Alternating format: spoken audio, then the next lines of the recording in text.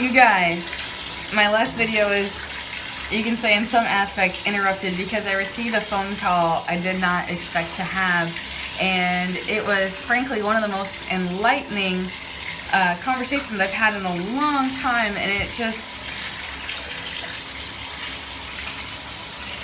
frankly,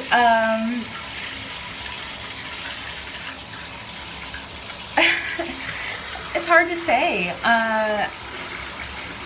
It made me feel like I could be me. Like,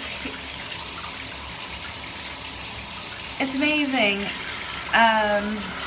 Part of me wants to just be completely transparent. I recently been reached out to from a director, and we're talking about me doing romantic comedies, which is kind of giving me the most intense visions, like you don't even know. And like, it's amazing, you know, not being on drugs and having like such intense spiritual and emotional experiences, and it's just really resonating with me.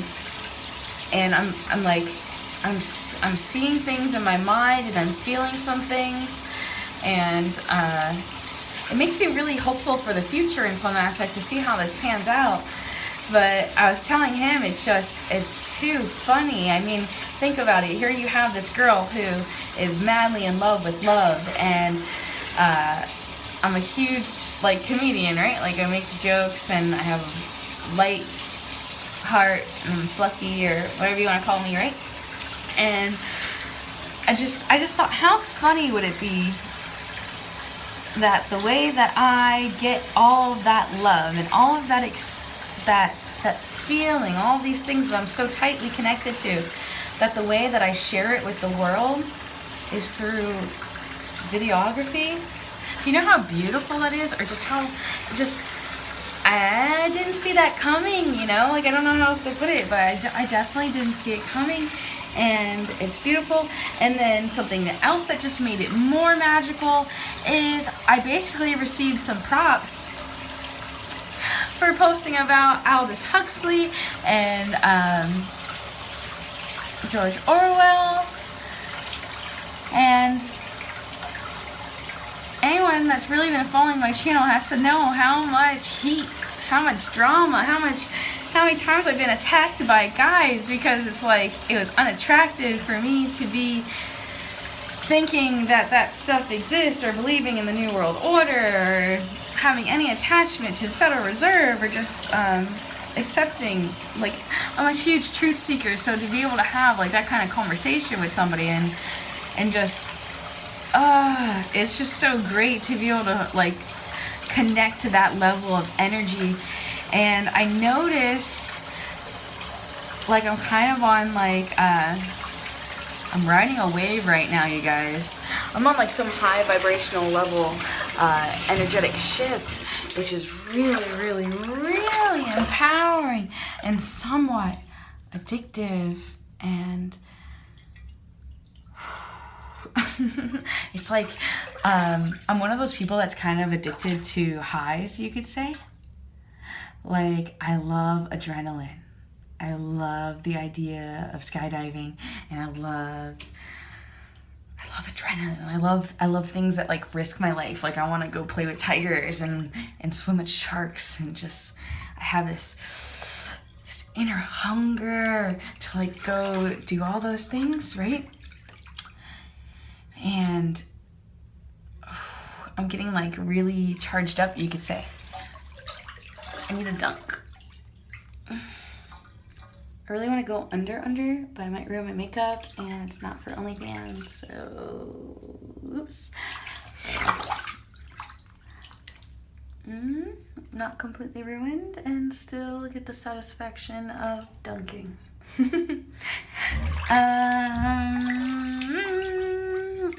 Probably gonna run eventually. There's something else that I keep wanting to talk about, and I've talked about it in other ways, though I haven't really come clean yet. And this is something I definitely kind of desire to come clean about.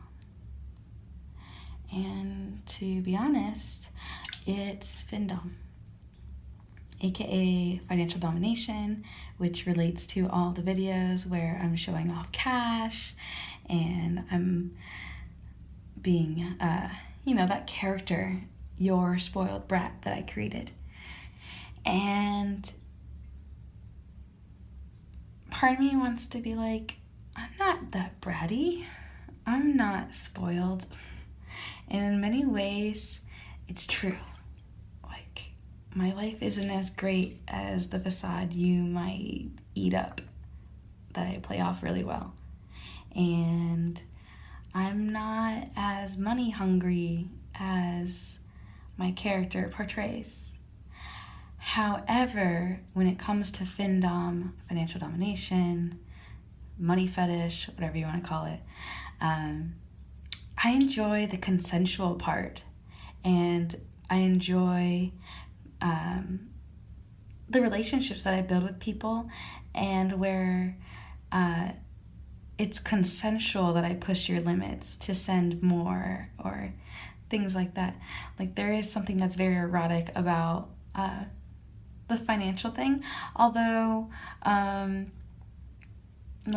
there's other ways of financially dominating too, which I've played with as well in some aspects, where a lot of people don't realize, like, whoever has the money, right, like, is kind of the dom, if that makes sense. Does that make sense? Like, it's kind of called topping from the bottom in the fetish world, but it's where it's the submissive's choice to submit to you. So in some aspects, like, the submissives do have a lot of the power, but at the same time, there are more dominant energies that definitely make men or women more weak and stuff like that too. And there's, like, a lot of things that people are into, and, like, I talked to Miss Quinn, and I think she called it a pleasure dom. Like, we're people who enjoy dominating, though we get off the most knowing that who we're working with or whatever is, like, getting a lot of pleasure out of it. So, like, if you get pleasure out of blackmail, or if you get pleasure out of humiliation or SPH, right? Or if you derive pleasure out of that, then it's more enjoyable for us to play, basically, and to do that stuff. So I know that's a complete opposite thing of kind of like the energy level that I was just on in the beginning of this video versus the low vibrational energy of this resonance of the things that are going on when it comes to that, right? I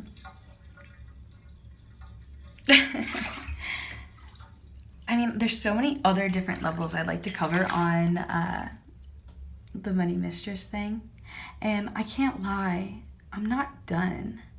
Like, I do genuinely enjoy, I guess you can call it role playing, and Your Spoiled Brat actually helped me find a lot of my inner confidence, or find that part of me, where I am a bratty American princess, or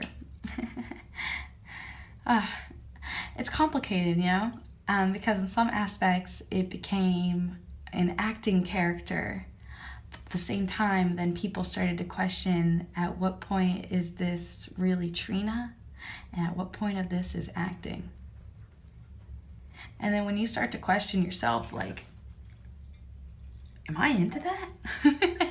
Like, it definitely is. I'm definitely on a journey of self-discovery right now, and it's really empowering, though at the same time, like, there's people that are kind of shaming me and trying to give me a hard time about playing with findom, and say that I'm, like, taking advantage of mentally unstable men.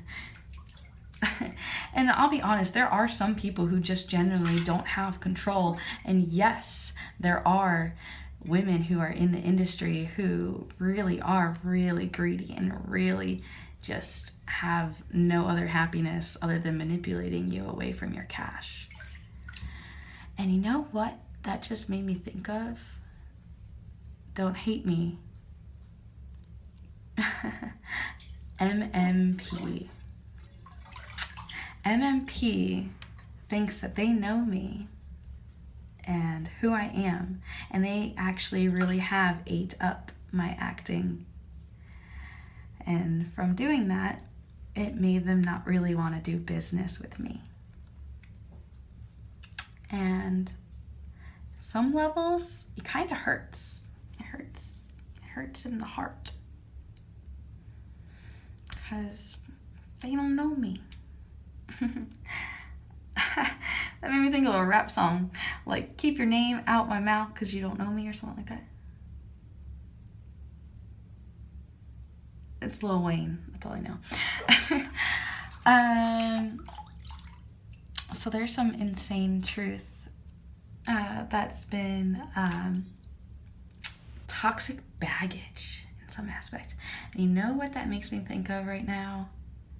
My other wrestling character that isn't your spoiled brat. My other wrestling character is the toxic butthole.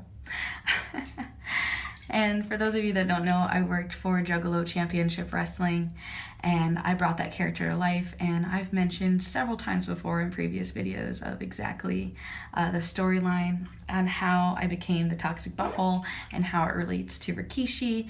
And frankly, even though I've stated this in other videos, I'll state this here.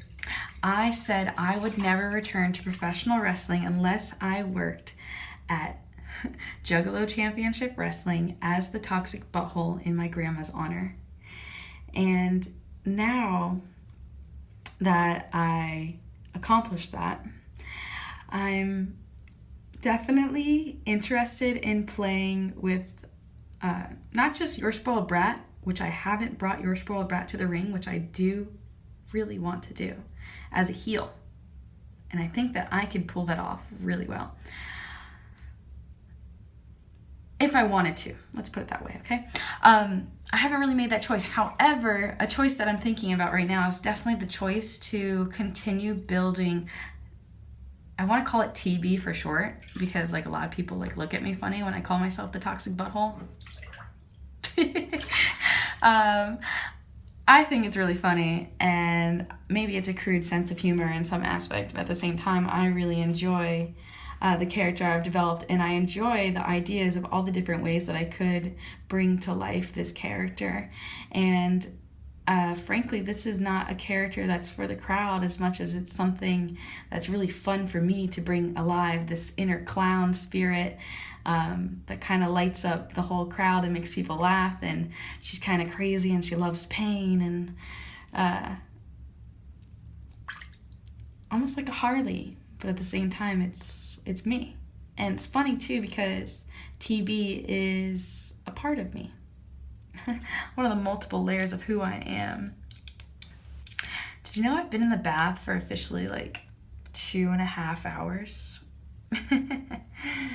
So you know, I was on the phone for a really long time. I'm procrastinating my destruction of my makeup, which I'm tempted to do it right now. And you have to know by now that that's my cue that I'm probably gonna do what I say that I want to do. And it's funny because my buddy Zach pointed that out to me. Zach said, you said, so you're probably gonna do it. Are you ready? Oh, before we do that, let's do this. 1, 2.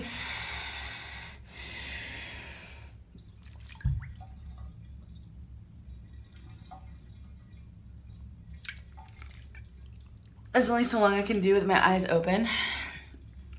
So now, what I really want to do and end this video is like this. So you think I'm pretty now, huh?